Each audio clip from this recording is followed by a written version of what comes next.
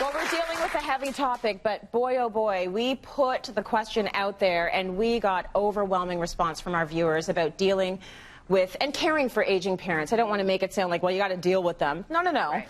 This is life. This is the circle of life. So I just want to read a couple of these comments. Heather, I can relate to. She says, I wish I had known how fast things were going to change.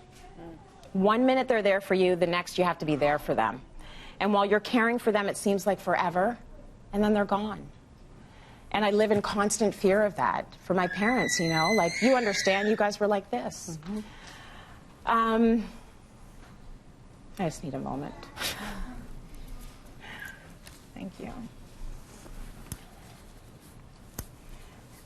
Yeah, it's really, really awful, and you're never prepared, Tracy. You think you are. Like, you know, I've read books, I've talked to people, and then it hits you and you go, I didn't know, you know. And all the times I said to people when they lost someone, I go, gee, I know how you feel. Liar! Like, you know, no, you don't know. You don't know until you know and you've gone through it. And it was, you know, we knew my dad was going to die. We knew it was really going to be soon, and it still was.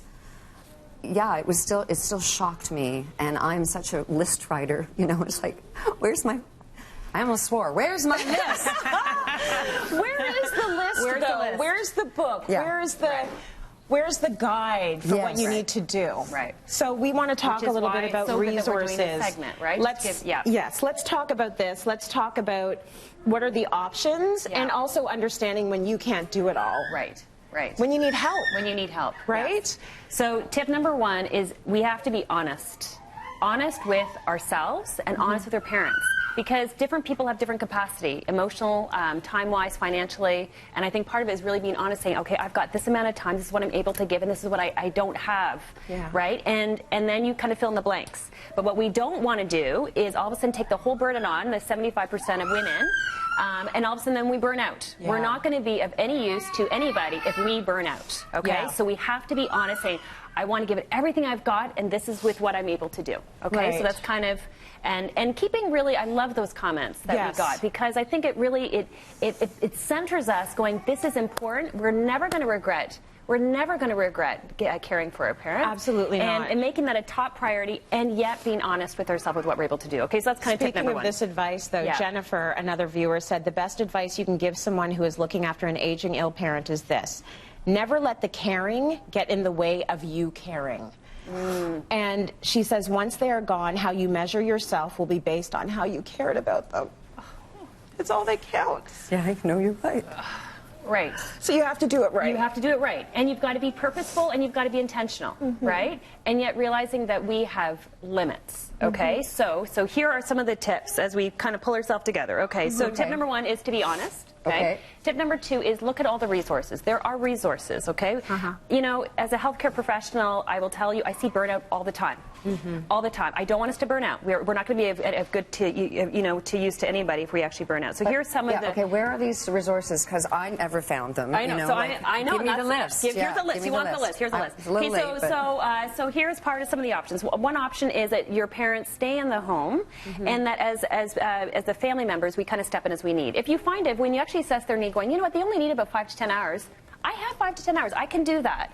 So that might be like that might be one chapter. Okay, so that's one option. And I think for a lot of people that are aging, their preference, exactly like your dad said, he wanted to stay in his home. There is pride to stay in their home. Right. For as long as you can. For as long as you can. Okay. So I think, you know, and you want to listen to them. You don't dictate. You listen to them, okay? My sister did that. She would go for during the day for like 4 or 5 hours and, you know, do stuff with them. And she did that for months until she nearly lost her mind.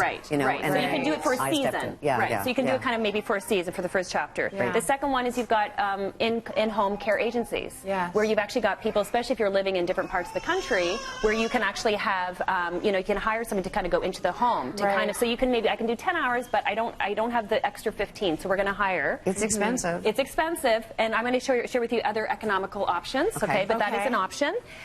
Third option is like a seniors community. So this is my parents are both 75 and 76. They just downsized from their one home into a seniors community. And it's interesting.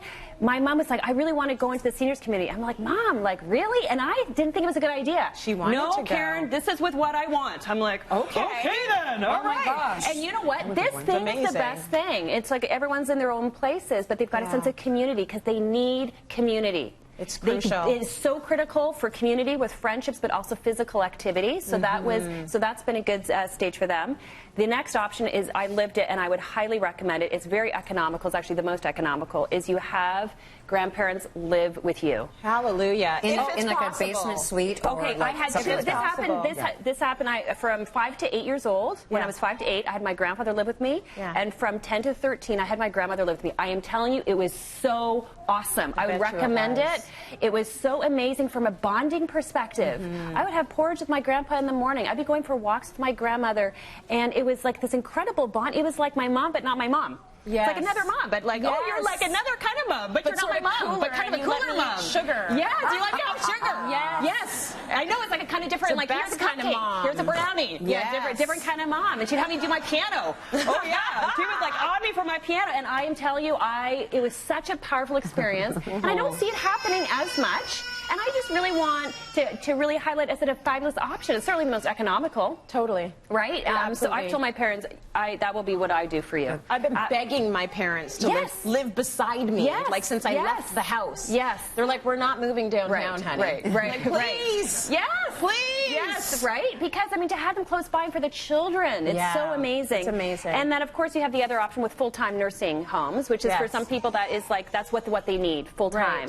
Right. But there are different resources. Okay, let me jump in and just do one more because this maybe you can speak to. Heidi says, they'll resist your help since they don't want to burden you or interfere with your life work. They might resist asking for help since things aren't that bad. They always think things aren't that bad, right? Right. And then that's the message you're getting, and then you're thinking, should I be buying this? But I feel like things are that bad. Right. So how do you, I mean, the taking away of the driver's license, the racking back on their independence. These are tough conversations to have. How do you frame it? Well, so what I would actually say, separate them in two different categories versus like it's necessary, a safety issue like driving and medication, right? Versus, you know, maybe their outfit doesn't really match the way that you want it to, or their house isn't, you know, like kind of put into two different categories. When it's a safety issue, you take over. You got to put your foot down. Then you put your foot down. But you really try to respect their space and independence as much as you can. It's really important. Maybe you can also put in, I'm sorry to cut you off, Karen,